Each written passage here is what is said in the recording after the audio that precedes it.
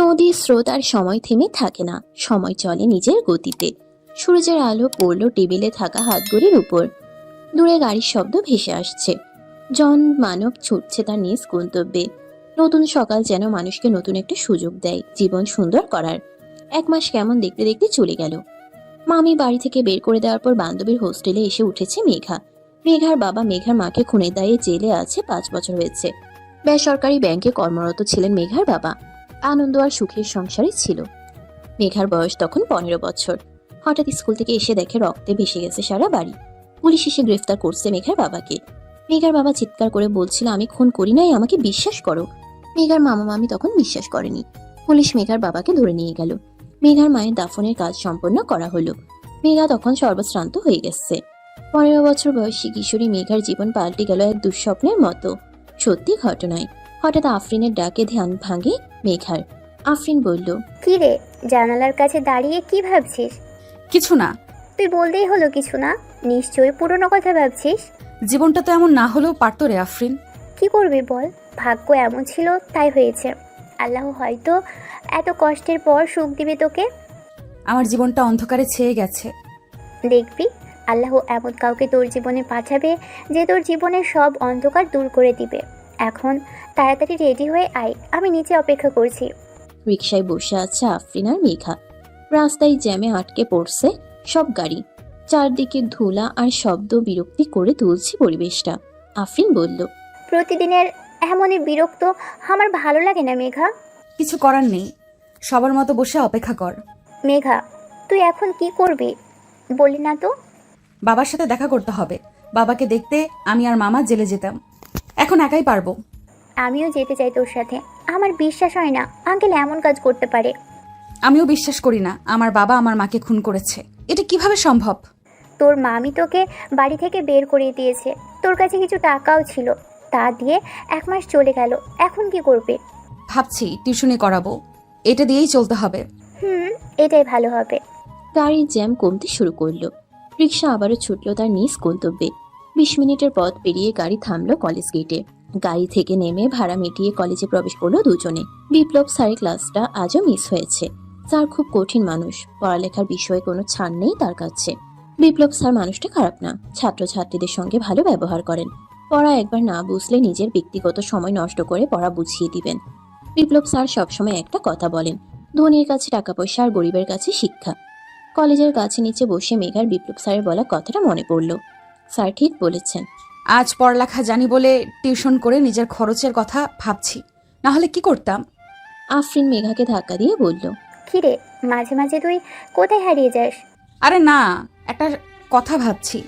কি কথা? বিলম্ব স্যার একটা কথা সবসময় বলে, মনে আছে? কি কথা বলে? ধনীর আছে টাকা পয়সা আর গরিবের আছে শিক্ষা। স্যার খুব মজার একজন মানুষ, এমন যত্ন করে করান। ক্লাসটা তো মিস করলাম, ঋতুর কাছ থেকে পড়া নিতে হবে। ক্লাস টাইম তো প্রায় শেষ, পরের ক্লাস নেই? এখানে বসে থাকি, ঋতু তো জানে ক্লাস মিস হলে তুই আমি এখানে বসে থাকি। এই মেঘা, চা খাবি? এই রোদে চা খাবো না। তাহলে চল বাদাম খাই। আমি এখানে বসে আছি, তুই নিয়ে আয়। আফরিন ব্যাগ থেকে টাকা নিয়ে বাদামওয়ালার দিকে এগিয়ে গেল। বাড়ি চিৎকার করে মাথায় উঠিয়ে ফেলেছে অরণ্য। অবনী আবারও পরীক্ষায় ফেল করেছে। অবনী দাঁড়িয়ে আছে অরণ্যের সামনে। অবনী জানে এখন প্রচুর বকা খেতে হবে।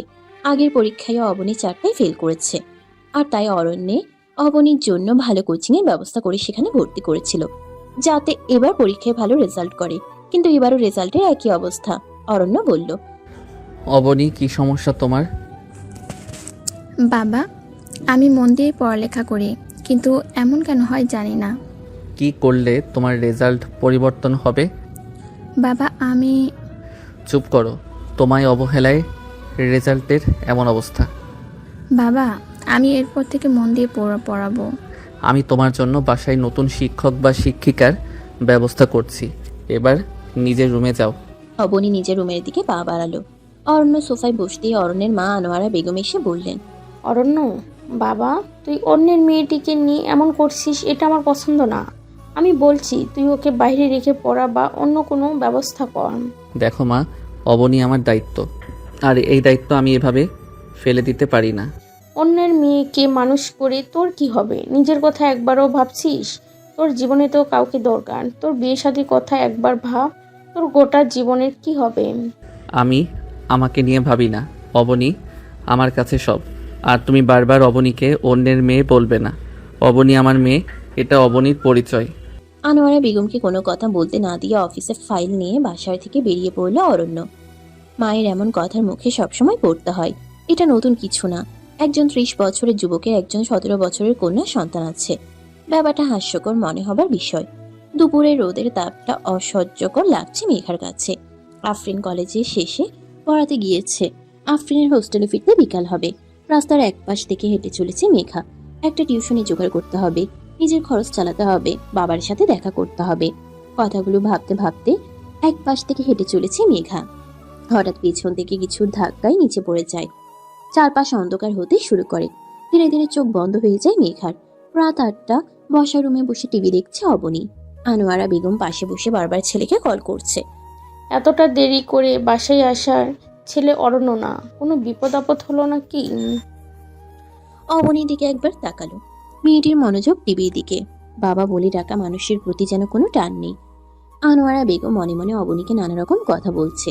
নিজের বাবা মাকে খেয়েছে, এবার আমার ছেলেকে খাবে অলক্ষণে মেয়ে একটা।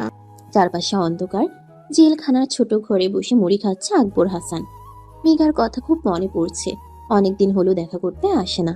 মেয়েটা কি আমাকে ভুলে গেছে? সবার মতোই মেঘারও কি মনে আছে আমি তার মাকে খুন করেছি?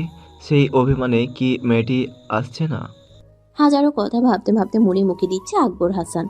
পুরনো স্মৃতিতে আজ ফিরে যেতে ইচ্ছা করছে। মেঘার মাকে খুব ভালোবেসে বিয়ে করেছিল আকবর হাসান। কোনো এক বৃষ্টির দিনের ছাতি মাথায় মেঘার মাকে দেখে মুগ্ধ হয়েছিল আকবর হাসান।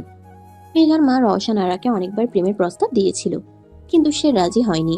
আকবর হাসান তখন বেকার মানুষ। 2 বছর ঘুরেও রওশন আরাকে রাজি করাতে পারেন নাই। এরপর ভালো কোম্পানিতে 40,000 টাকা বেতনে চাকরি হয়ে যায়। আকবর হাসানের বাবা ছেলের চাকরির পর মেয়ে খুঁজতে শুরু করেন। চাকরির টাকা হাতে ছেলে খারাপ পথে যেতে পারে তিনি তাই ভাবতেন। বিয়ে নিয়ে বাবার মাতামাতি দেখে নিজের পছন্দের মেয়ের কথা বাবাকে বললে সেদিন বাবা প্রস্তাব নিয়ে হাজির হয় রওশনাদের বাড়ি। বাবার একমাত্র আদরের মেয়ে ছিল রওশনা। রওশনার বাবার 2 বউ ছিল। রওশনা ছিল দ্বিতীয় স্ত্রীর একমাত্র কন্যা। প্রথম স্ত্রী অনেক আগে মারা যায়। প্রথম ঘরে তাদের ছেলে ছিল রবিন। রওশনার মা এসে রবিনকে মানুষ করে। রওশনার মা ছেলে মেয়ে দুজনকে সমান চোখে দেখত। বাবার প্রস্তাবে রাজি হয়ে 1 সপ্তাহের মাথায় বিয়ে সম্পন্ন হয় আকবরের আর রওশনার। বিয়ের পর বৈবাহিক জীবন খুবই ভালো কাটছিল। বিয়ের 1 বছরের মাথায় আকবরের পিতা মারা যায়। পরবর্তী বছরেই কোল আলো করে আসে মেঘা। সংসারে সুখ শান্তির অভাব ছিল না। হঠাৎ করে রওশনার বাবা অসুস্থ হয়ে পড়ে। অসুস্থ থাকা অবস্থায় তিনি সম্পত্তির ছেলে মেয়েকে ভাগ করে দিতে চেয়েছিলেন। ভাগও করে দিয়েছিলেন, কিন্তু রবিন এতে খুশি ছিল না। রওশনার পিতা কিছুদিনের মধ্যেই মারা যায়। ছোট শিশু বুক আগলে চলতে থাকে আকবর আর রওশনার সুখের সংসার। মেঘা ধীরে ধীরে বড় হতে থাকে। প্রাইমারি স্কুলের গণ্ডি পেরিয়ে হাই স্কুলে ভর্তি হয়। মেঘা ক্লাস 8-এ পড়ে। সকালে বাজার থেকে এসে কলিং বেল চাপ দেয় আকবর হাসান। অনেক সময় কলিং বেল দেওয়ার পরও রওশনা দরজা খুলছে না। দরজা ধাক্কা দিতে গিয়ে দেখে দরজা খোলা। ঘরে ঢুকে অবাক হন আকবর হাসান। সারা ঘর রক্তে ভেসে গেছে। বাজার ব্যাগ ফেলে ছুটে যান প্রিয়তমা স্ত্রীর কাছে। বুকের সাথে জড়িয়ে নেন, কিন্তু লাভ হয়নি। আল্লাহর ডাকে ওপারে চলে গেছেন রওশনারা। রওশনা। ঠিক তখন সময় বুঝে রবিন পুলিশ নিয়ে চলে আসে। পুলিশ যখন গ্রেফতার করে আকবর হাসানকে গাড়িতে তুলে নেয়। মেঘা তখন বাড়িতে ফিরে আসে। মায়ের মৃতদেহ আর বাবাকে পুলিশের গাড়িতে দেখে কান্নায় ভেঙে পড়ে মেঘা। একদিন জেলে রাখার পর আদালতে হাজির করা হয় আকবর হাসানকে। আদালতের রায় হয় 8 বছরের জেল। চোখের সামনে পুরনো স্মৃতি মনে করে চোখের পানি ফেললো আকবর। আল্লাহ তার বান্দার পরীক্ষা নেন, তবে এটা কেমন পরীক্ষা? মেঘার কথা ভাবতে বুক মোচো দিয়ে ওঠে। মেয়েটিও কি অবশেষে ভুল বুঝলো? রাতের অন্ধকার গ্রাস করছে গোটা শহরে। দূরে থাকা আলোগুলো জ্বলতে শুরু করছে। একটু একটু করে চোখ খুলছে মেঘা। চারপাশে এখন ঘোলা লাগছে। সবকিছু কেমন যেন অস্পষ্ট। চোখ খুলে উঠে বসতে চাইলে আফরিন এগিয়ে এসে ধরে ফেললো মেঘাকে। মাথা এখন ঝিমঝিম করছে মেঘার। মেঘা কোথায় আছে বুঝতে পারছে না। মেঘা বলল, আমি কোথায়? মেঘা, উঠিস না, শুয়ে থাক, তোর শরীর ঠিক নেই। মাথাটা একটু ঝিমঝিম করছে আফরিন। সঠিক সময় হাসপাতালে নিয়ে আসছি বলে বেঁচে গেছিস। হসপিটালে কেন? তোর কি কিছুই মনে নেই? রাস্তায় দিয়ে হেঁটে আসছিলাম, হঠাৎ মনে হলো কিছুর ধাক্কায় পড়ে গেলাম। চারপাশ অন্ধকার হতে শুরু করলো, তারপর কিছু মনে নেই। শোন, একটা গাড়ি এসে পিছনে থেকে ধাক্কা দেওয়ার জন্য তুই পড়ে গেছিলি। মাথায় একটু বেশি আঘাত লেগেছে। যার গাড়ি সেই তোকে হাসপাতালে নিয়ে এসেছে। তোর নাম্বার থেকে আমাকে কল করে দ্রুত হাসপাতালে আসতে বলেছে। আমি দ্রুত হাসপাতালে এসে এই অবস্থায় পাই তোকে। মেঘা মনোযোগ দিয়ে কথাগুলো শুনলো কিন্তু কিছু বলল না। আফরিন এক নাগারে বলেই চলেছে। দরজার কাছ থেকে পুরুষালী কণ্ঠ ভেসে আসে। আফরিন আর মেঘা একসাথে তাকিয়ে পড়ে। ভেতরে আসতে পারি? জি আসুন। মেঘা ভদ্রলোককে খুঁটিয়ে খুঁটিয়ে দেখছে। কালো প্যান্ট সাদা শার্ট পরা, হাতে সোনালী বেল্টের ঘড়ি। ভদ্রলোক তাকিয়ে আছে মেঘার দিকে। মেঘা মনোযোগ সহকারে দেখছে মানুষটাকে দেখতে বেশ ভালো লাগছে মেঘার, কিন্তু কেন ভালো লাগছে তা মেঘার জানা নেই। ভদ্রলোক বলে উঠলেন, আমাকে দেখা শেষ হলে কথা শুরু করা যাক। মেঘা বড় বড় চোখে কটমট করে তাকালো। দেখে ভদ্রলোক মনে হলেও লোকটা ভদ্রলোক না। অরণ্য বলল, আমি দুঃখিত যে আমার জন্য আপনার এমন অবস্থা। হঠাৎ করে গাড়িটা সাইড করতে গিয়ে আপনার গায়ে লেগে গিয়েছিল। আচ্ছা, যা হবার হয়েছে, এখন বাদ দিন, আমি সুস্থ আছি। কাল আপনাকে রিলিজ দিয়ে দিবে। আমি ডাক্তারের সাথে কথা বলছি। আর কোনো সমস্যা হলে আমার নম্বর রাখুন, কল দিবেন। কোনো প্রয়োজন নেই। আপনি কি সবসময় গম্ভীর থাকেন? আপনি আসুন, এবার সাহায্য করার জন্য ধন্যবাদ। তাড়িয়ে দিচ্ছেন কেন? আমাকে কি খারাপ মানুষ মনে হয়? আমি তো এমন কিছু বলি নাই। কিন্তু আমাকে নিয়ে নানা রকম চিন্তা করেছেন মনে মনে, আমি জানি। আমার এত সময় নেই আপনাকে নিয়ে চিন্তা করার। মিথ্যা কথা আপনি বলতে পারেন না মিস মেঘা, তাই চেষ্টা না করাই ভালো। আচ্ছা তাহলে আসি, আবার দেখা হবে। আর দেখা না হওয়া ভালো। প্রথম দেখায় যে কাণ্ড করলেন। কাণ্ড করছি ঠিক, কিন্তু ইচ্ছা করে করি নাই। আর দেখা না হবার কথা বলছেন, কে বলতে পারে এটাই দেখা হবার এক নতুন সূচনা? অরণ্য চলে গেল। মেঘা কথা চুপ করে শুনল। অরণ্য চলে যেতেই মেঘা বিছানায় শুয়ে পড়ল। মাথায় ব্যথা করছে। আফরিন মেঘার পাশে বসে ঘুমিয়ে পড়েছে। ভদ্রলোকের সাথে কি কথা হয়েছে আফরিন তার কিছু হয়তো শুনে নাই। আফরিনকে দেখছে মেঘা এক পলক তাকিয়ে। মেয়েটি না থাকলে আজ রাস্তায় থাকতে হতো। বাড়ি থেকে মামি বের করে দেওয়ার পর অসহায়ের মতোই হয়ে যায়। আপন কেউ নেই, কি হবে এখন? পরক্ষণই আফরিনকে মনে পড়ে। কল লিস্ট থেকে আফরিনের নামটা কল দিতেই উপাস থেকে ফোনটা রিসিভ করে আফরিন। হ্যালো মেঘা, বল কেমন আছিস? ভালো আছি, একটা সাহায্য লাগবে, করবি? কি করতে হবে বল। দেখা করে সামনে বলবো। বিকালে কলেজের রাস্তা দিয়ে যে নদী পাড়ে যাওয়ার পথ, সেখানে চলে আসিস। আচ্ছা ঠিক আছে। ঘড়ির কাঁটায় রাত 7টা ছুঁই ছুঁই। আনোয়ারা বেগম ছেলের চিন্তায় অস্থির হয়ে উঠেছে। অনেকবার ছেলেকে করেছে কিন্তু ফোন বন্ধ। এটা নিয়ে বেশি চিন্তিত আনোয়ারা বেগম। কলিং বেলের শব্দে সোফা থেকে উঠে দ্রুত দরজা খুলেন আনোয়ারা বেগম। ছেলেকে সুস্থ দেখে তিনি যেন প্রাণ ফিরে পেলেন। অরণ্য ভিতরে ঢুকে সোফায় শরীরে নিয়ে বসে বলল, এক গ্লাস পানি নিয়ে আসো মা। আনোয়ারা বেগম রান্নাঘরে ছুটে গেলেন। পানি হাতে নিয়ে এসে অরণ্যের দিকে এগিয়ে দিয়ে বললেন, আজ এত দেরি হলো কেন বাবা? রাস্তায় একটা অ্যাক্সিডেন্ট হয়েছে, তাই হাসপাতালে ছিলাম। চার্জ না থাকায় ফোনও অফ হয়ে গেছিল। ছেলের মুখে অ্যাক্সিডেন্টের কথা শুনে কলিজা শুকিয়ে গেল তার ছেলের। শরীর খুঁটিয়ে খুঁটিয়ে দেখতে শুরু করলেন আনোয়ারা বেগম। আরে মা, কি করছো? আমার কিছু হয়নি, আমি ঠিক আছি। অ্যাক্সিডেন্ট হয়েছে ঠিক, কিন্তু আমার না, আমার গাড়ির সাথে একটা মেয়ের। একটু দেখে গাড়ি চালাতে পারিস? তোর বাবা যদি কিছু একটা হয়ে যেত? চিন্তা করো না। অবনী কোথায়?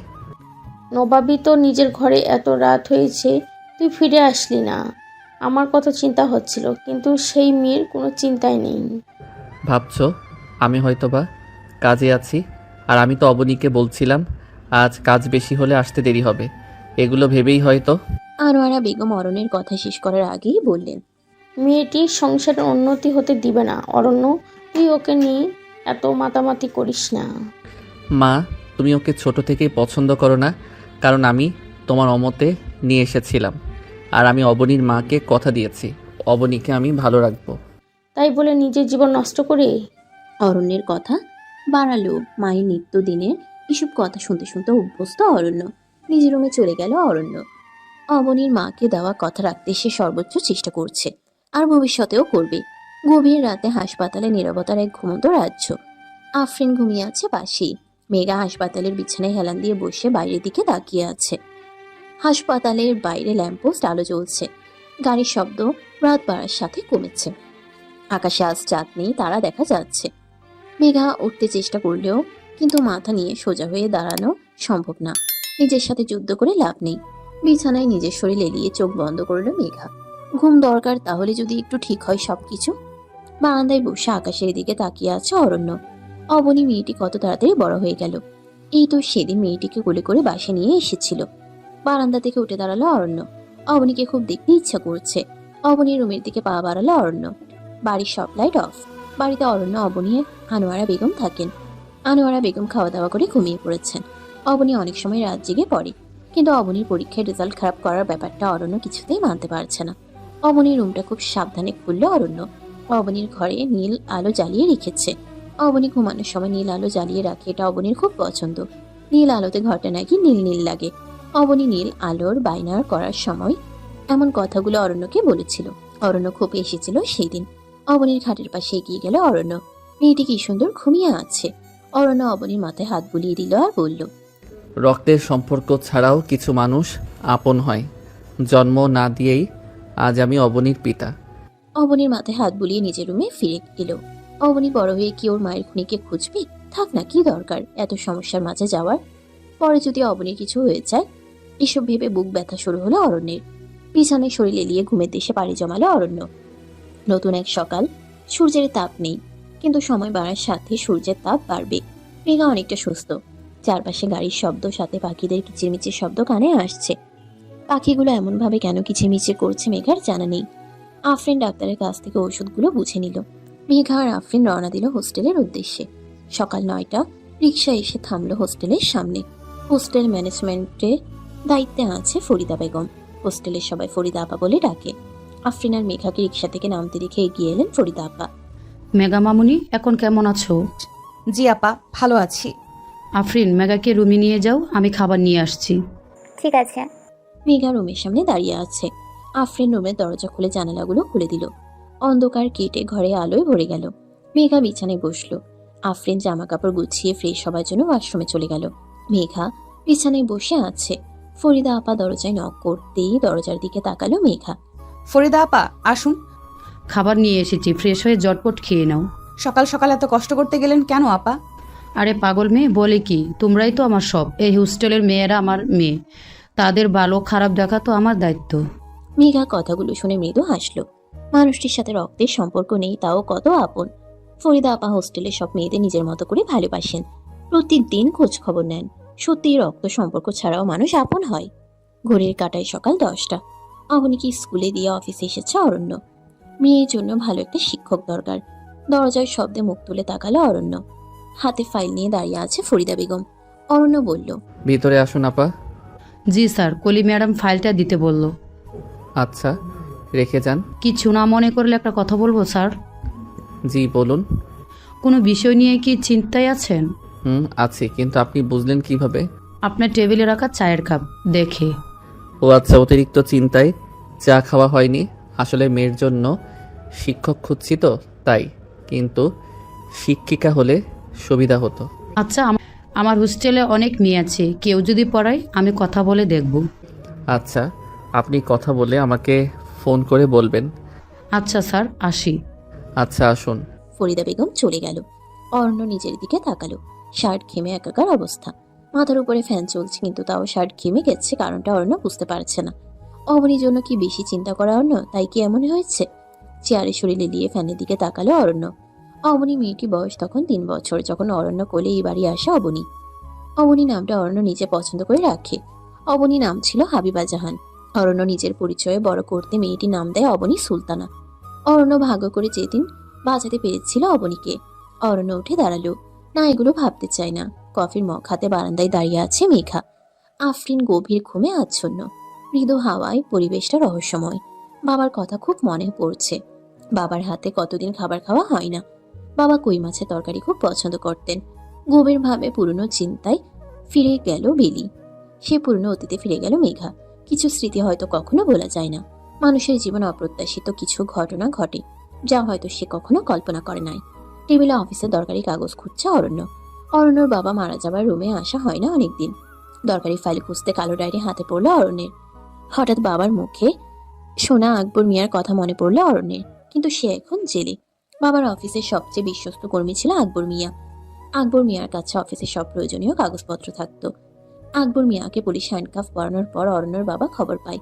অনেক চেষ্টা করেও রক্ষা করা যায়নি। হঠাৎ বাবা মারা যাওয়ার পর অরণ্যকে ব্যবসার হাল ধরতে হয়।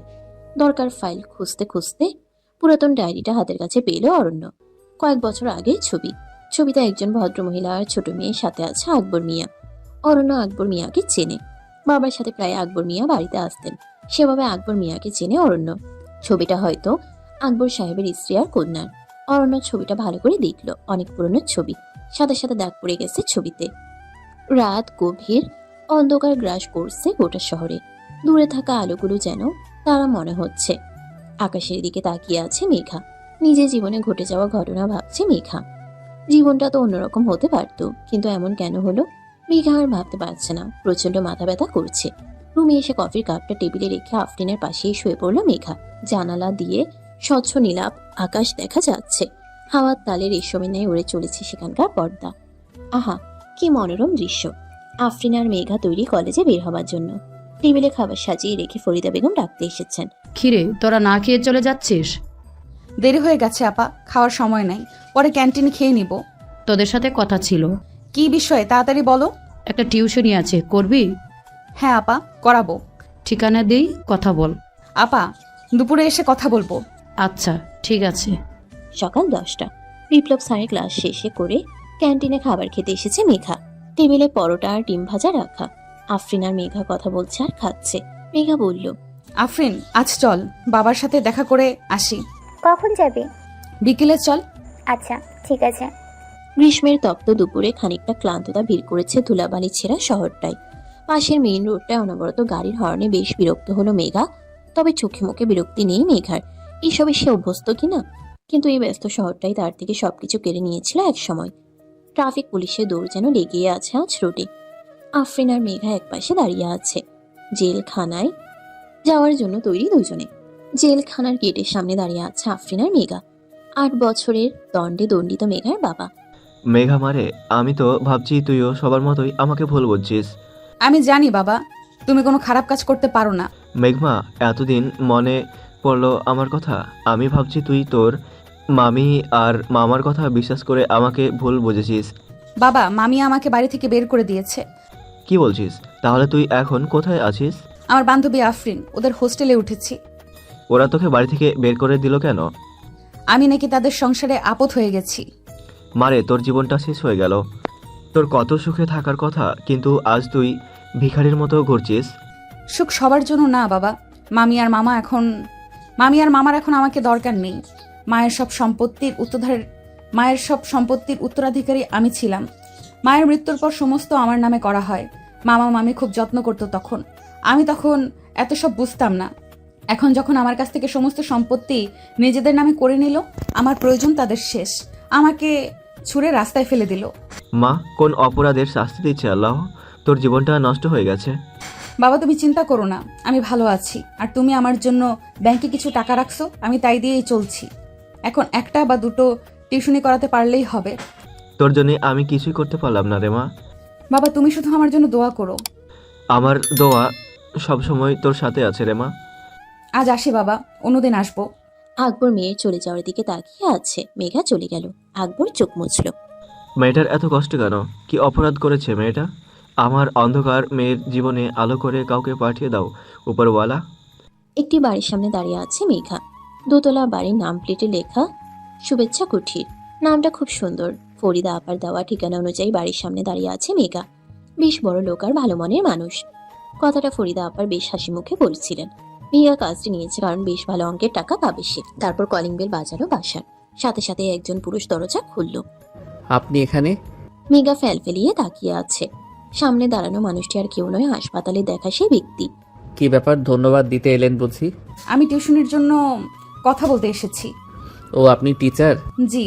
প্রথম দিন যেভাবে বললেন আর দেখা না হওয়াই ভালো। তারপর আপনাকে দেখে তো ভয় পেয়েছি। কথাটা শুনতেই ভ্রু কুঞ্চিত করে তাকালো মেঘা। আসুন, ভেতরে আসুন। মেঘা সোফায় বসে আছে। তার ঠিক সামনে বসে আছে অরণ্য। মেঘা চারদিক তাকিয়ে দেখছে। আমার মেয়ে এবার এসএসসি পরীক্ষা দিবে। ওর নাম অবনী।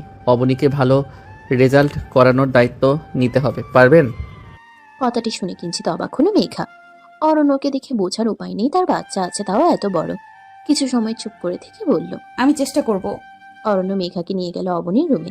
ছোট একটি রুমে চারদিকে টেডি রাখা, খাটের পাশে দেওয়ালে ফুল আর প্রজাপতির ছবি আঁকা। বেশ পরিপাটি রুম। অবনী, কোথায় তুমি? বারান্দায় আছি, আসছি। দ্রুত এসো, তোমার নতুন টিচার এসেছে। কিছু সময় পর অবনী এলো। মেঘা পা থেকে মাথা অব্দি দেখল। আসসালামু আলাইকুম ম্যাম। ওয়ালাইকুম সালাম, কেমন আছো? জি ভালো, আপনি? ভালো আছি। মিস্টার অরণ্য, আমি আজ থেকেই পড়ানো শুরু করতে চাই। ঠিক আছে, আপনি যখন চাইছেন আমার কোনো আপত্তি নেই। আপনি পড়ানো শুরু করুন। আমি এখন আসি, দরকার হলে ডেকে পাঠাবেন। আচ্ছা। অবনী, টেবিলে যাও, বই খাতা বের করো। তোমার ম্যাম সাথে আমার একটু কথা আছে। ওকে বাবা। মিস মেঘা, আমি অফিসে কাজে খুব ব্যস্ত থাকি, অবনীকে সময় দেওয়া হয় না। অবনীর পড়াশোনার প্রতি নজর রাখা আমার হয়ে ওঠে না। আমি চাই আপনি খুব ভালোভাবে এসব বিষয়ে লক্ষ্য রাখবেন। আশা করি আমার কথা বুঝতে পেরেছেন। জি, আমার পক্ষে যতটুকু সম্ভব আমি চেষ্টা করব। ওকে ম্যাম, পড়ান তাহলে। আর হ্যাঁ, এই গম্ভীর মুখে হাসি ফোটাতে কোনো ওষুধ থাকলে বলতে পারেন, আমি নিয়ে আসতে পারি। কি বললেন? কিছু না। আপনি একটা জাতা লোক। বসুন, কিছু ক্লিয়ার করে দিলে ভালো হয়। মেঘা কথা বাড়ালো না, রাগে গটগট করে টেবিলের পাশে রাখা চেয়ারে বসে পড়ল। অরণ্য মৃদু হাসি দিয়ে নিজের রুমের দিকে পা বাড়ালো। ঘড়ির কাঁটে সন্ধ্যা 6টা। অবনীকে পড়ানো শেষে মেইন ডোরের দিকে যেতে সোফায় বসে থাকা অরণ্য ডাক দিলেন। মিস মেঘা। মেঘা মিনমিন করে বলল। অভদ্রলোক? মেঘা অরণ্যর নাম অভদ্র রেখেছে। মেঘা বিরক্ত নিয়ে তাকিয়ে বলল। জি বলুন। এখানে বসুন, কথা আছে। আমার তাড়া আছে, রাতের আগেই হোস্টেলে ফিরতে হবে। আমি পৌঁছে দিতে পারি যদি আপনি চান। কোনো দরকার নেই। আপনার কি বলার আছে বলুন। ছাত্রী কেমন? ছাত্রী ঠিক আছে, কিন্তু একা থাকার জন্য মনের মধ্যে অনেক ভয় আছে। ছোট থেকেই তো একা বড় হয়েছে। কেন, আপনার স্ত্রী কোথায়? আমি তো বিয়েই করি নাই। মেঘা বড় বড় চোখে তাকিয়ে আছে অরণ্যর দিকে।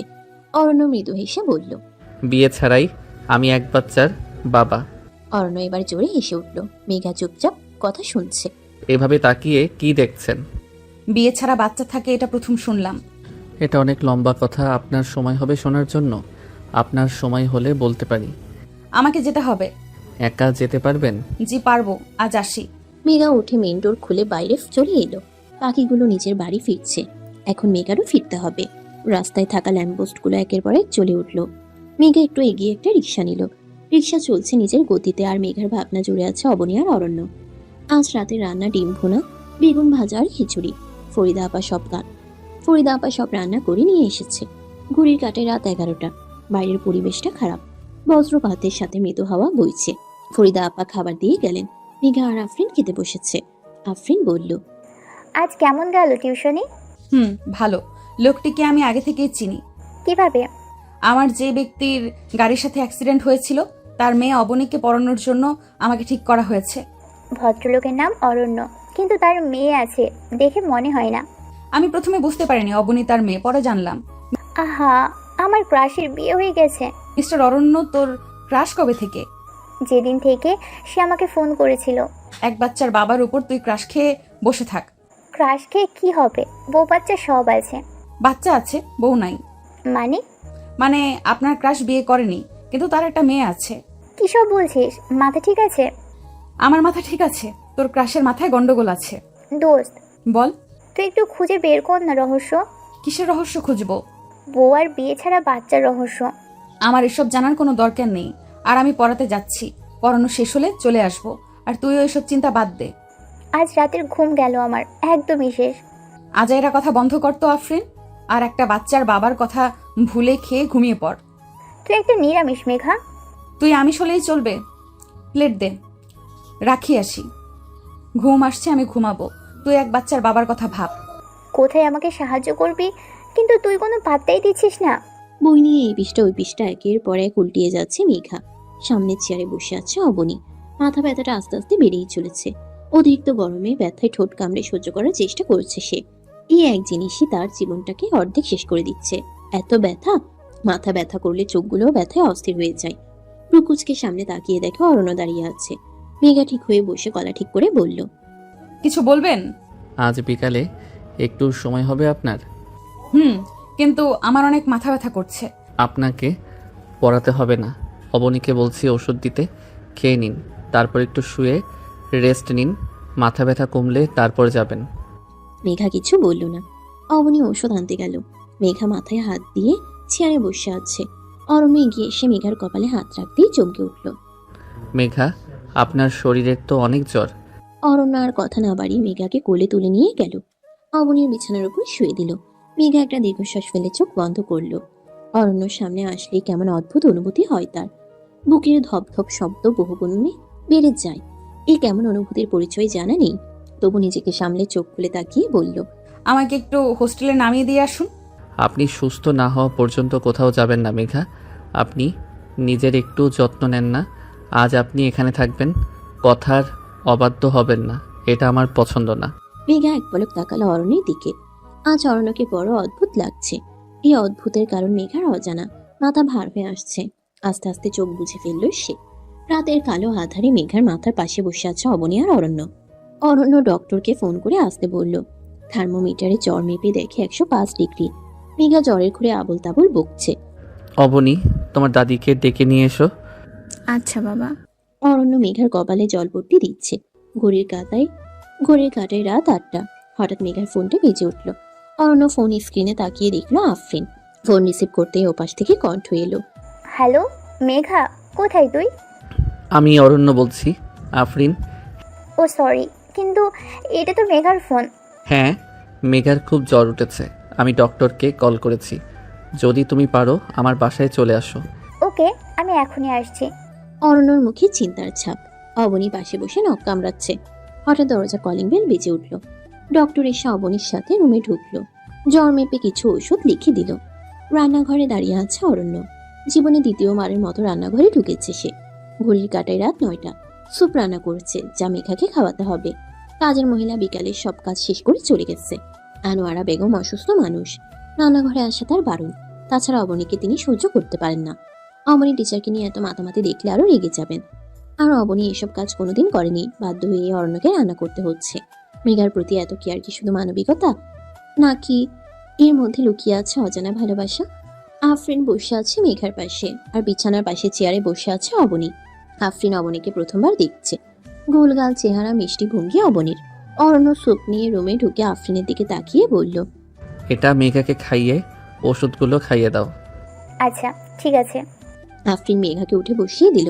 মেঘার জ্বর কিছুটা কমেছে। অরণ্য জিজ্ঞেস করল, শরীর এখন কেমন আছে? জি ভালো। আজ রাত এখানে থাকবেন? না, এইভাবে আপনার বাসায় থাকা ঠিক হবে না। দেখুন মিস মেঘা, অযথা জেদ করবেন না। আপনি অসুস্থ, এই অবস্থায় আপনাকে কোথাও যেতে দিব না। মেঘা কথা বাড়ালো না। অযথা জেদ করে লাভ নেই। তবু অরণ্যর আচরণে হতবাক সে। একটা অচেনা মেয়ের প্রতি এতটা কেয়ার, তাও আবার মেয়ের টিচারের জন্য অদ্ভুত নয় কি? কেটে গেছে আরো 7 দিন। রোদ উঠেছে আকাশে। সে রোদ আবছাভাবে ছড়িয়ে পড়ছে সারা উঠোনে। সকালের এই রোদটা ভীষণ মিষ্টি। দক্ষিণ পশ্চিম পাশে একটা কৃষ্ণচূড়া গাছ ছাদের দিকে বাকিয়ে আছে। বিছানায় লাফ দিয়ে উঠে বসলো মেঘা। সাথে সাথেই ফোনটা বেজে উঠল। ফোনের স্ক্রিনে ভেসে উঠল অরণ্যর নাম। ফোনটা রিসিভ করে ঘুম ঘুম কণ্ঠে বলল, এত সকালে কেন ফোন করেছেন? আপনি কাল পড়াতে আসেনি।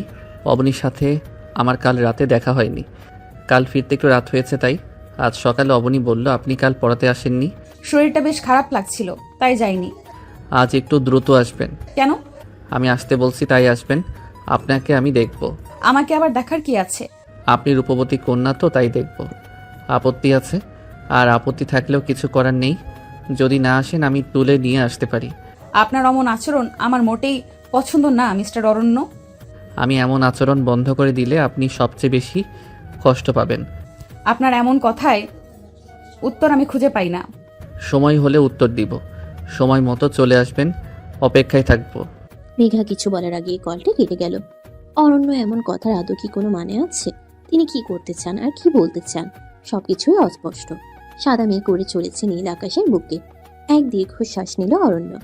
আকাশের দিকে তাকিয়ে চোখ বন্ধ করে বলল, আমি তোমার মায়ায় যেভাবে আসক্ত হয়েছি, তুমি ঠিক এভাবেই আমার মায়ায় আসক্ত হবে। তখন নতুন গল্প বোনা হবে হবে অরণ্যর মেঘার নতুন এক অধ্যায়। কল লিস্ট থেকে উকিল মুন্সিকে কল করলো অরণ্য। মুন্সি একজন নামকরা উকিল।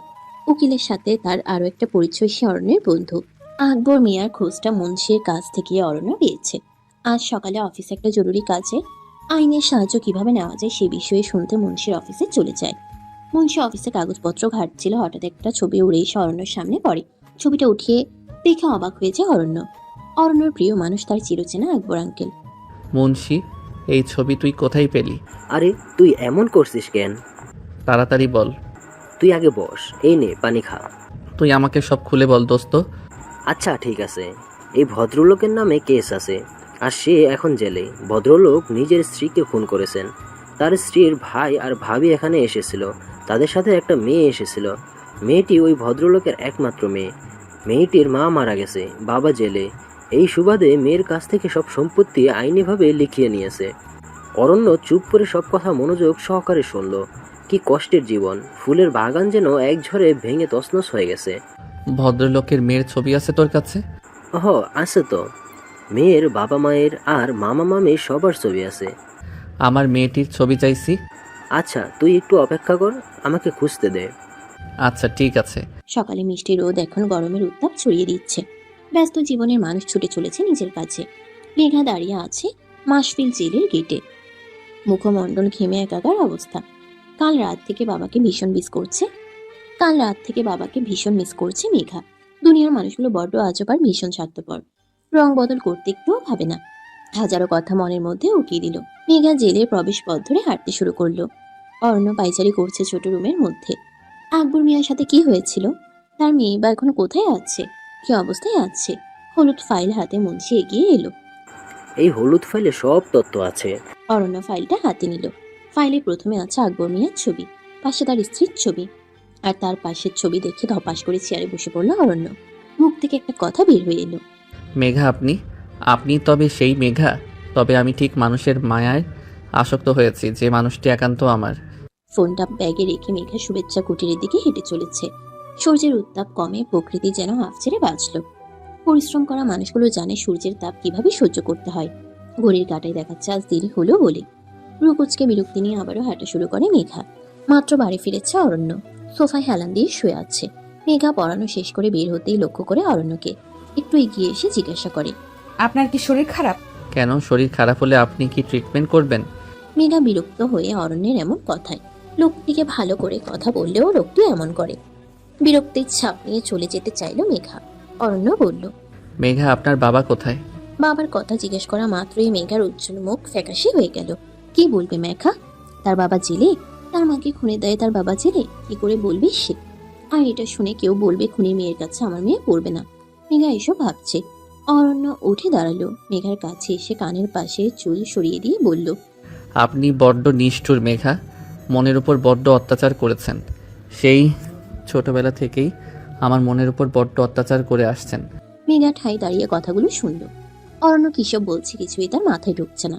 অরণ্য বলল, আকাশটার অবস্থা খারাপ, যে কোনো সময় বৃষ্টি হতে পারে, চলুন আপনাকে দিয়ে আসি। দরকার নেই, আমি যেতে পারবো। আপনি এত বেশি কেন বুঝেন মেঘা? একটু কম বুঝলে দোষ কি?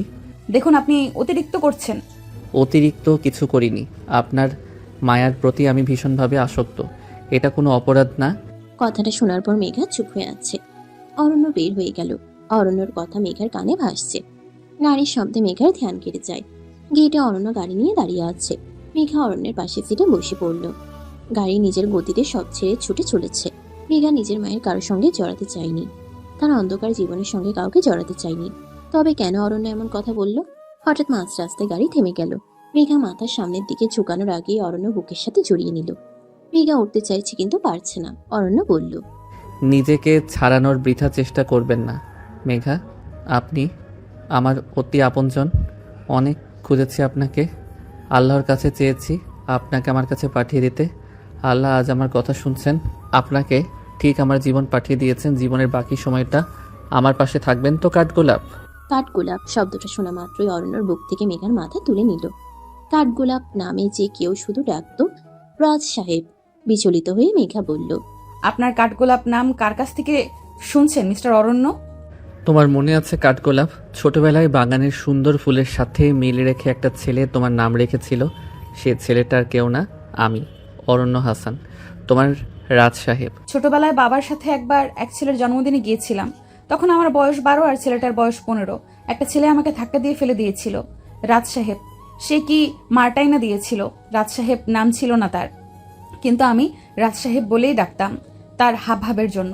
এই জন্য কখনো এই নামটা শোনা হয়নি। আমি অনেক খুঁজেছি আপনাকে মেঘা, বাবার সাথে আপনাকে অনেক খুঁজেছি কিন্তু পাইনি। আমি অপেক্ষা করতাম, আল্লাহর কাছে চাইতাম, আজ তিনি আমার মনের কথা শুনেছেন। মেঘা কেঁদে উঠল। অরণ্য নিজের বাহুডোরে জড়িয়ে নিল মেঘাকে। আপনি কাঁদবেন না মেঘা, আপনার চোখের পানি সহ্য করার ক্ষমতা আমার নেই। আপনার হাসি আমার জীবনের এক শান্তিময় সুখ। সময় সত্যি বহমান।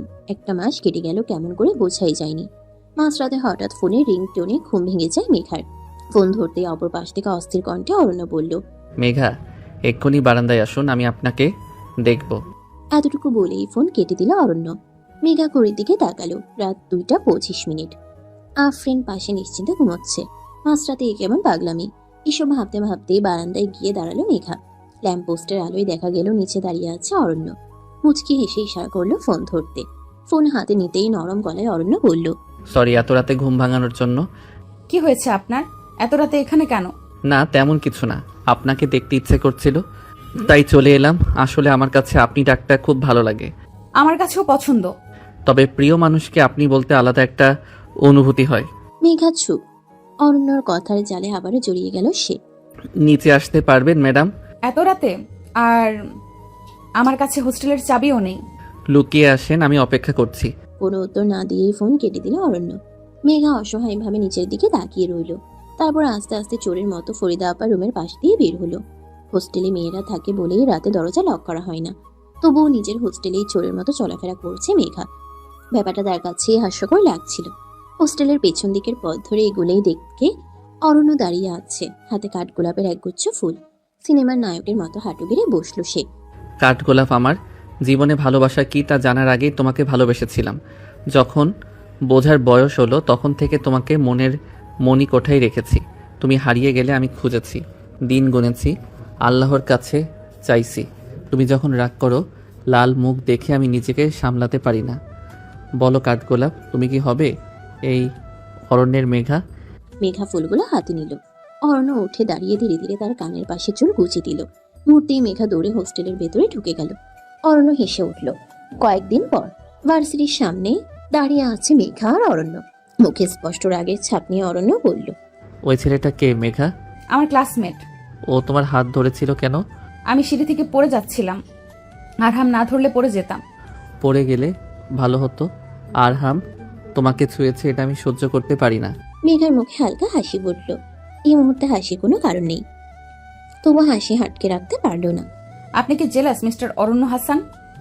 অবশ্যই জেলাস, সন্দেহ আছে? কাল তো অর্ধেক বউ বানিয়েই ফেলেছি আপনাকে, বাকি অর্ধেকও শিগগিরই বানাবো। অর্ধেক বিয়ে আবার কিভাবে হলো? আপনি তো কাল প্রপোজ করলেন। ওটাই অর্ধেক বিয়ে, পুরোটা হলে তো বাসর করতে হয় কাঠগোলাপ, তাই এখনো অর্ধেক। লজ্জায় মেঘার মাথা নুয়ে এলো। অরণ্য হেসে বলল, লজ্জা পেলে তোমাকে ভীষণ সুন্দর লাগে, মনে হয় খেয়ে ফেলি। এভাবে বারবার লজ্জা পেও না, আমি নিজের নিয়ন্ত্রণ হারিয়ে ফেলবো। আপনি ভীষণ অসভ্য অরণ্য। রাতের আকাশে তারারা ঝলমল করছে। বারান্দায় বসে কফির মগ হাতে পরিবেশ উপভোগ করছে আফরিন আর মেঘা। সকাল থেকে নানা গল্পে ব্যস্ত করে রেখেছে আফরিন। মেঘা, অরণ্যকে এখন থেকে কি দুলাভাই বলবো নাকি তোদের বিয়ের পর? আফরিন, তুই কি শুরু করলি বলতো? সকাল থেকে শুরু করেছিস। আজ ভার্সিটি থেকে নাকি তাড়াতাড়ি বের হয়েছিলি? অরণ্য আসছিল আমাকে নিয়ে যাওয়ার জন্য। ইস, আমি মিস করলাম। এমন ঝগড়া থেকে প্রেম আমারও দরকার। কি করলে এমন একজনকে পাওয়া যাবে বলতো? আফরিন তুই থামবি? তোর ফোনটা দে। কেন? দুলাভাইকে কল করি। এত রাতে কেন? একমাত্র শালি আমাকে কোনো দামই দিচ্ছে না। তুই হাসছিস কেন? তোর ক্রাশ তোর দুলাভাই হয়ে গেছে তাই। তুমি বানাইছো দুলাভাই, এখন তো মজা নিব খালি। হয়, এখন তো মজা নেবা তাই না? মজা নেওয়ার মতো কাজ হয়েছে, আর মজা নিব না? আর তুই তো সহ্য করতে পারতি না, আবার এক বাচ্চার বাবা, এখন নিজেই প্রেমে করেছিস। ভালোবাসা তো ছোট থেকেই ছিল, কিন্তু জানানোর সুযোগ হয়নি। আচ্ছা ঠিক আছে, এখন বল অবনীর ব্যাপারটা কি? আমি নিজেই এখনো জানি না। অরণ্যর কাছে জিজ্ঞেস কর। করব। এই মেঘা, তোর প্রেমের খুশিতে ফুচকা ট্রিট দিবি কাল। ওকে আমার জানু, কাল আমার পক্ষ থেকে তোমার ফুচকা ট্রিট। আসো, এই খুশিতে একটা চুমু দিই তোমাকে। দুপুরে মেঘাও বন্ধু বান্ধবরা ফুচকা খেতে এসেছে। হঠাৎ অরণ্য আপনি? অরণ্যর রাগে চোখ লাল হয়ে আছে। মেঘা, আমার হবু বউ, তোমাদের ফুচকার ট্রিট আজকে আমি দিলাম। মেঘার বর হিসাবে আমি তোমাদের দুলাভাই হই, তাই তো? আর আফরিন, জি।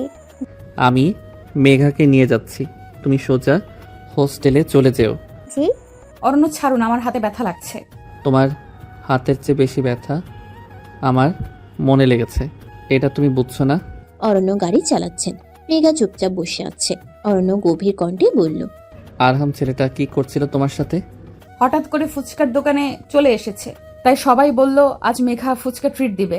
আরহাম তাই বসে পড়ল। বসে পড়লো, তাও আবার তোমার পাশে, এটার কোনো কারণ আছে কি? আপনার এমন কাজটা ঠিক হয়নি। আমি তোমাকে আরহামের থেকে দূরে থাকার জন্য বলেছিলাম। আমি কি কাউকে মুখের ওপর বলতে পারবো নাকি আমার থেকে দূরে থাকো? এটা কিভাবে বলা সম্ভব? চুপ থাকো, আমি যা করছি বেশ করছি। আমার জিনিসের উপর কারোর নজর সহ্য হয় না। তাই আপনি এমন ব্যবহার করে ঠিক করেননি। মেঘা চুপ থাকো, otherwise I will kiss you. মেঘার কথা একেবারে বন্ধ হয়ে গেছে। মেঘা অরণ্যর দিক থেকে চোখ নামিয়ে নিল। ভীষণ লজ্জা লাগছে। মানুষটা তাকে এভাবে লজ্জা দেয় কেন? এভাবে লজ্জা দিতে কি খুব ভালো লাগে? মাথার উপর রোদের প্রখরতা, ঘামে ভিজে গেছে শরীরের খুব সস্তা থ্রি পিস।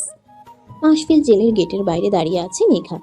অরণ্যকে ফোন করে বলেছেন খুব দ্রুত অফিসের কাজ শেষ করে আসবে। যানবাহনের শব্দে অতিষ্ঠ জনজীবন। 11:10 অরণ্যের গাড়ি এসে থামলো মাসফিল জেলের গেটের বাইরে। অরণ্য ভিতরে চলে গেল। মেঘা দাঁড়িয়ে আছে বিরক্ত ছাপ মুখে। রক্তিম লাল মুখের ঘাম বারবার মুছতে ব্যস্ত মেঘা। মাসফিল জেলের গেট থেকে বের হয়েছে অরণ্য, আর তার সাথে আছে আকবর মিয়া। মেঘা দৌড়ে এসে জড়িয়ে ধরলো বাবাকে। বাবা, মারে, আজ এত বছর পর খোলা আকাশ দেখছি, মুক্ত বাতাস দেখছি, আজ স্বাধীন লাগছে রে মা। আজ বাবার বুকে মাথা রাখছি। আজ আমি খুব খুশি বাবা। আমি জানি তুমি অপরাধী না। অরণ্য বাবা মেয়ের কথা শুনছে। নিজের চোখের পানি মুছে হাসি দিল অরণ্য। আজ অনেকদিন বাবাকে জড়িয়ে ধরে না অরণ্য। বাবার কথা আজ মনে পড়ছে। আকবর মিয়া মেয়ের হাত ধরলেন। মেঘার ছোটবেলার দিনের কথা মনে পড়ল, যখন বাবা হাত ধরে স্কুলে দিয়ে আসতেন। আকবর মিয়া অরণ্যের দিকে তাকালেন। মাথা থেকে পা পর্যন্ত দেখে মেঘার দিকে তাকিয়ে জিজ্ঞাসা করলেন, ছেলেটা কে মেঘ? অরণ্য হাসান, তুমি যেই আঙ্কেলের অফিসে চাকরি করেছিলে তার একমাত্র ছেলে। অরণ্য, তুমি? তোমার বাবা বেঁচে আছেন? জি না আঙ্কেল। বাবা, আমি আপনাকে অনেক খোঁজার চেষ্টা করছি, মেঘাকেও অনেক খোঁজার চেষ্টা করছি, কিন্তু পাইনি। তোমার বাবা খুব ভালো মানুষ ছিলেন। আমার আর তার সম্পর্ক বন্ধুর মতো ছিল। আমাকে যে পুলিশ গ্রেফতার করেছিল, তারা আমাকেও এই শহরের বাইরে নিয়ে গিয়েছিল কিছুদিনের জন্য, যাতে কেউ খুঁজে না পাই। এতে অবশ্যই আমার শালকের হাত ছিল। আমি তাদের শাস্তি দিতে চাই, তাদের অন্যায়ের শাস্তি। থাক না, কি দরকার? এই শহরের মানুষগুলো শুধু টাকা চিনে, টাকায় মানুষ বিক্রি হয়। এখন চলো ফেরা যাক। আমি আপনার আর মেঘার জন্য আমাদের বাড়িতে থাকার ব্যবস্থা আগে থেকেই করছি, কোনো সমস্যা হবে না। মায়ের মতোই কাজ করছি, আর আমি সব কিছু মাকে বলছি। তুমি যা করছো তার উপকার আমি কিভাবে শোধ করব জানি না। এভাবে বলবেন না আঙ্কেল, আমি আপনার ছেলের মতো। জীবনটা খুব সংক্ষিপ্ত, কিন্তু এই সংক্ষিপ্ত জীবনে কত রকমের বিচিত্র ঘটনা ঘটে। বাবা বাড়ি যায়, তারপর সব হবে। শুভেচ্ছা কুটিরের দিকে গাড়ি ছুটে চলেছে। মেঘা আফরিনকে কল করে আসতে বলেছে অরণ্যদের বাসায়। অবনী কল করছে বারবার। অবনীকে বলা হয়েছে বাসায় এক নতুন অতিথি আসবে। অবনীকে বলা হয়েছে তার ম্যাম আর ম্যামের বাবা এখানে থাকবে। মেঘা অবনীকে যত্ন সহকারে পড়ায়। সামনের মাসে অবনীর পরীক্ষা। অরণ্য অবশ্য অবনীকে সবকিছু জানানোর কথা বলছে, কিন্তু মেঘা বারণ করেছে। আপাতত জানানোর দরকার নেই। অবনী, তোমার দাদিকে ডেকে নিয়ে আসো। ঠিক আছে। ড্রয়িং রুমে বসে আছে মেঘা আর আকবর মিয়া। অরণ্য মায়ের সাথে মেঘার খুব বেশি কথা হয়নি। তিনি সবসময় নিজের রুমের ভিতর থাকেন। কিছুক্ষণের মধ্যে অরণ্যের মা মেঘা আর আকবর মিয়ার মাঝে এসে উপস্থিত হন। মেঘা সালাম দিল ওনাকে। প্রতি উত্তরে সেও দিলেন। তারপর মিষ্টি কণ্ঠে বললেন, কেমন আছো মেঘা? জি আলহামদুলিল্লাহ, ভালো। আলহামদুলিল্লাহ। তোমার বাবাকে আজ অনেক বছর পর দেখলাম। আমি সব কিছু শুনেছি। অনেক দূর থেকে এসেছেও। রেস্ট নেওয়ার বেশি দরকার। কিন্তু আমি কিছু বলতে চাই সবাইকে। অবনী তুমি ভিতরে যাও, বড়দের কথার মাঝে থাকতে নেই। অবনী নিজের রুমের দিকে পা বাড়ালো। দেখো আকবর, তোমার মেয়ের সাথে অরণ্যের বিয়ে দিতে চাই। আপা, এতে আমার কোনো আপত্তি নেই। আমার মেয়ে তো কপাল ভালো। কিন্তু একটা কথা। জি আপা।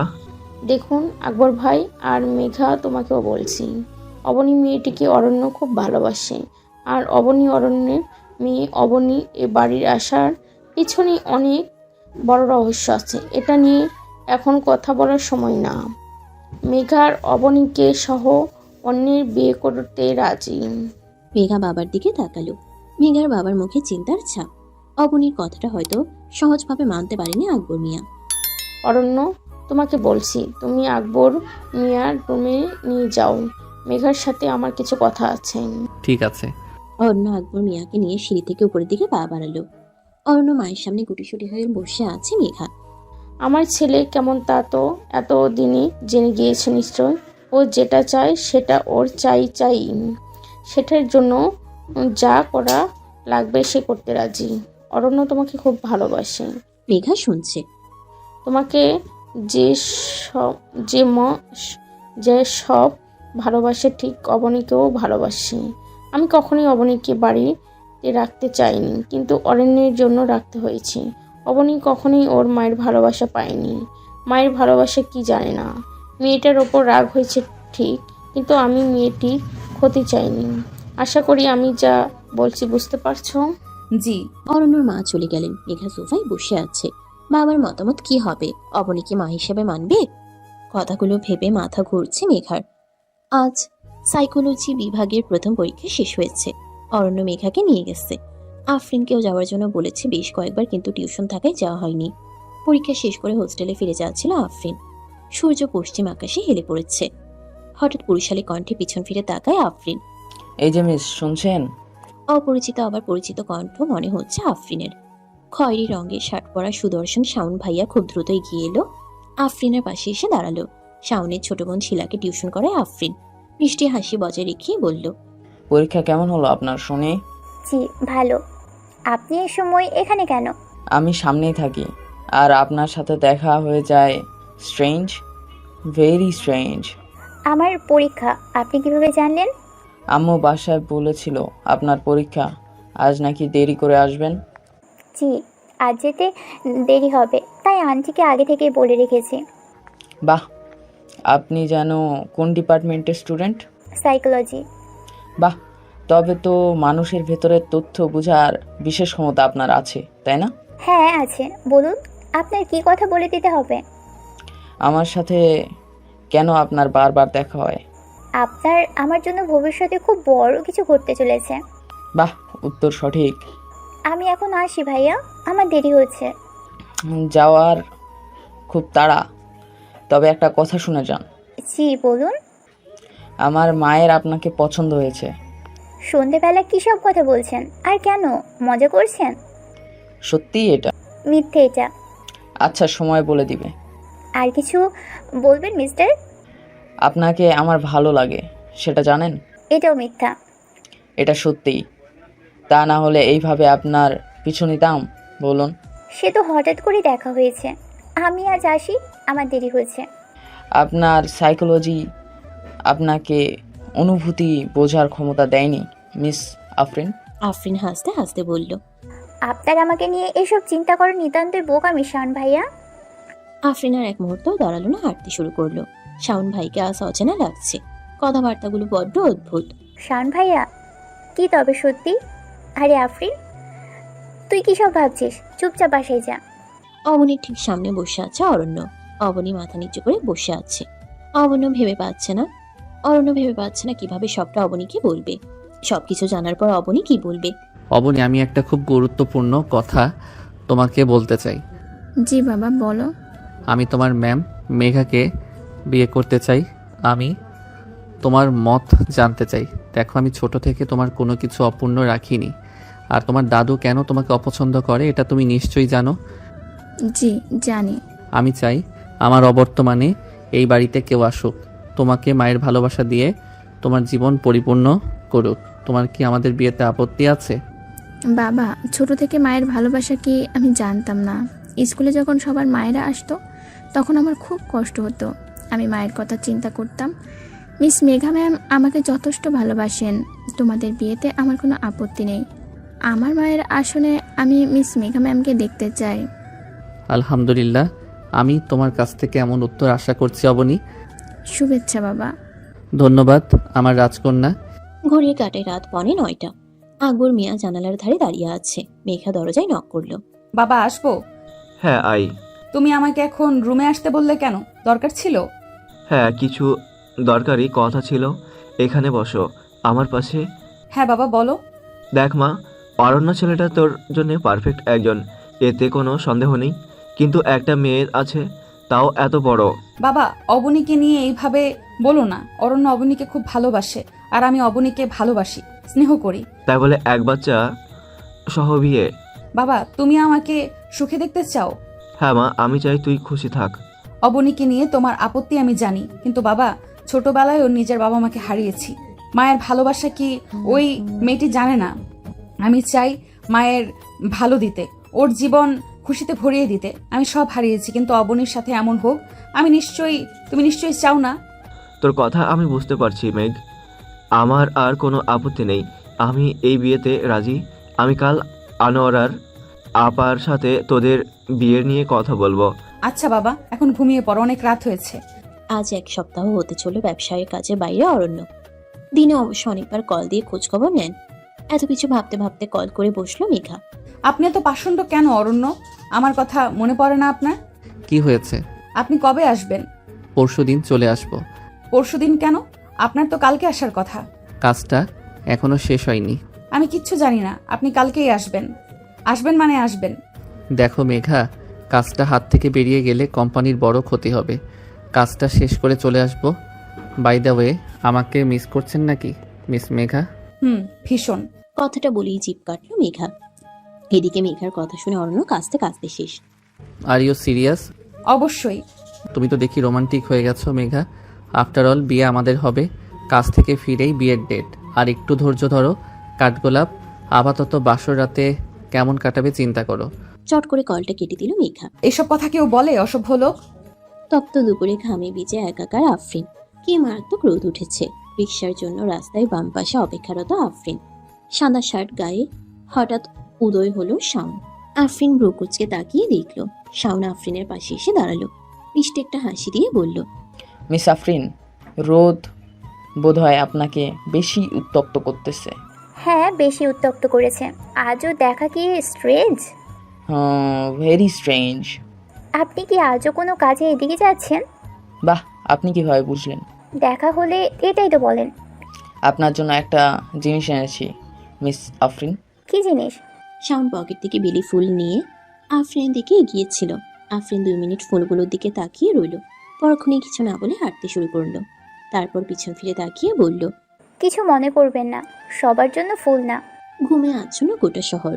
ধীর পায়ে ছাদে এসে দাঁড়ালো মেঘা। কি সুন্দর বাতাস, মনটা জুড়িয়ে যাচ্ছে।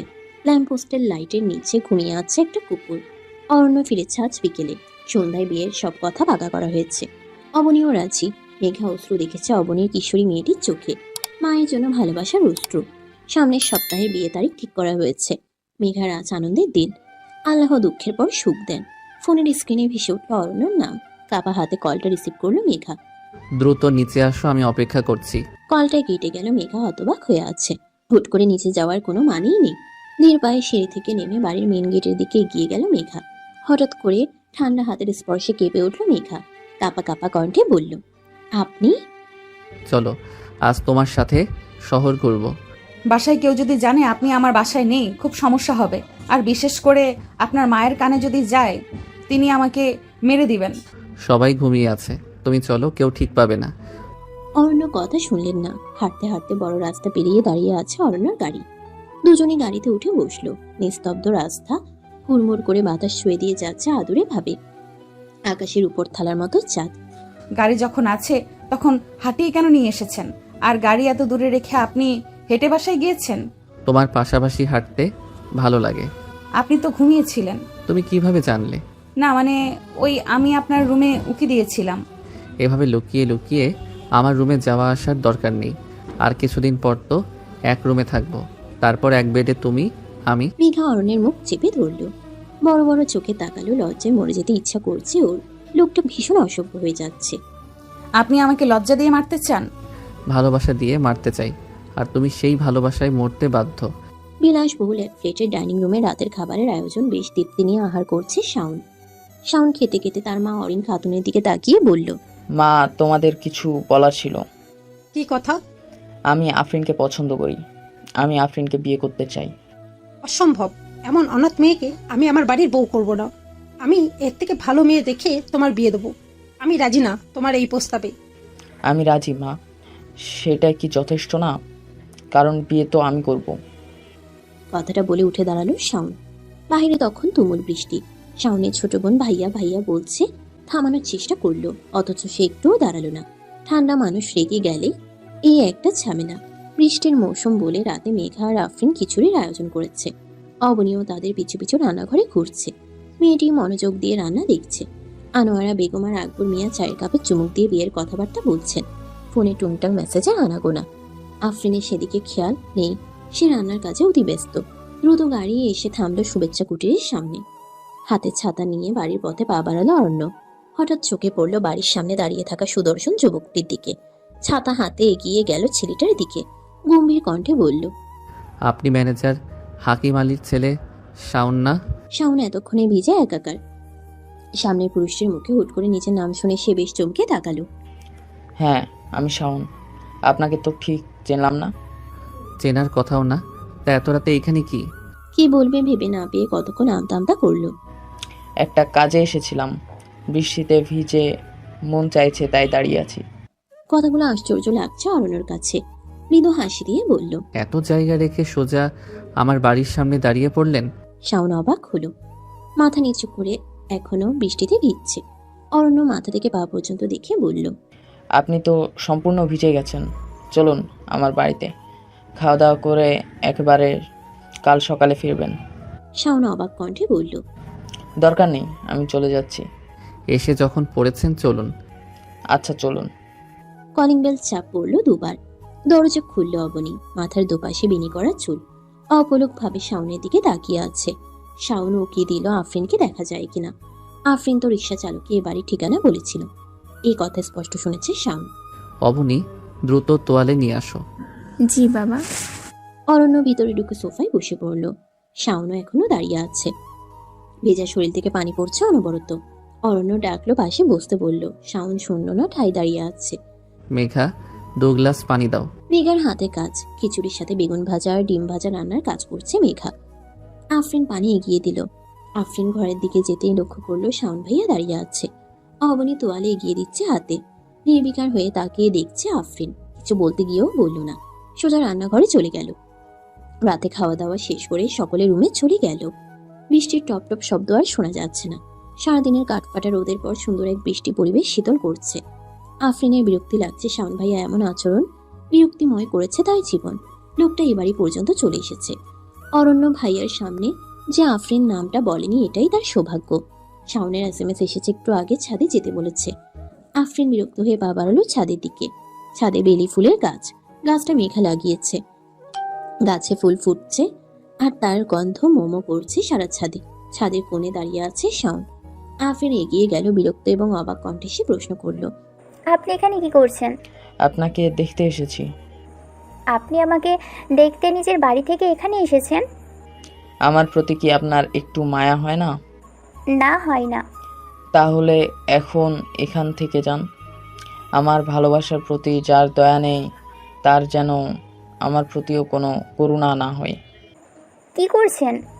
টিনেজারের মতো আচরণ করবেন না। ভালোবাসা পাওয়ার জন্য আমি টিনেজার হতে রাজি। আমার এসব পছন্দ না কিন্তু। তাহলে চলুন বিয়ে করি।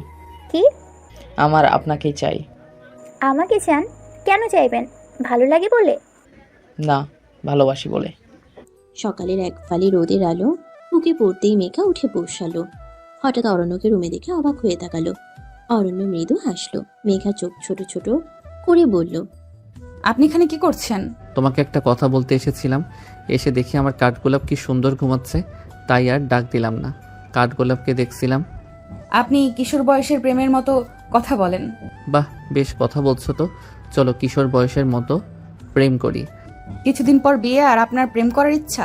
আমার ইচ্ছা ছিল প্রেম করার, কিন্তু আমি তো তোমার মায়ায় আটকে গেছি। আর এই মায়া সারা জীবনের মায়া। আমার মনের ছোট ঘরে এই মায়া কন্যার স্থান। সকাল সকাল রোমান্টিক কথা বলতে এসেছেন? অরণ্য ঝুঁকে এলো। মেঘা চোখ বন্ধ করলো। অরণ্য হাসলো, পরক্ষণেই বলল, রোমান্টিকতা তো মাত্র শুরু। আর আমি কি অন্য কাউকে বলছি? আমার হবু বউকে বলছি। কিছুক্ষণ পর মেঘা মুখ খুলল। অবনীর পরিচয় কি? আজ থেকে অনেক বছর আগে অবনী তখন ছোট। অবনীর মা আমাদের বাসায় কাজ করতেন। একদিন হঠাৎ বাসায় সিলিন্ডার বাস্ট করে।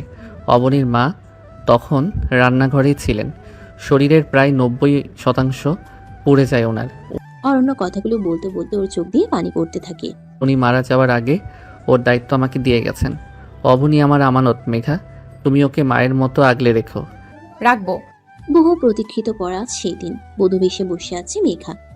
আনোয়ারা বেগম আলমারি থেকে একজোড়া সোনার বালা মেঘার হাতে পরিয়ে দিলেন। বালা জোড়া অরণ্যের মরহুম দাদিচানের। আকাশ এখন নিখোঁজ সাদার। আবহাওয়ায় কেমন যেন গুমোট ভাব। মেঘা এখন বসে আছে অরণ্যের সাজানো রুমে, ফুল দিয়ে সুন্দর করে পরিপাটি করা। আফরিন একটু আগেই বসিয়ে দিয়ে গিয়েছে। বিয়ে পড়ানোর পুরোটাও সময়টাই মেঘা কেটে গিয়েছিল ঘুরে। যেন বিশ্বাস হচ্ছিল না পার্থিব কোনো কিছু। কোমল বলার সময় গলার স্বর কোমল হয়ে এসেছিল, তবে সে পেরেছিল। পরিশেষে তাকিয়েছিল অরণ্যের দিকে। সে নিতান্তই চুপচাপ।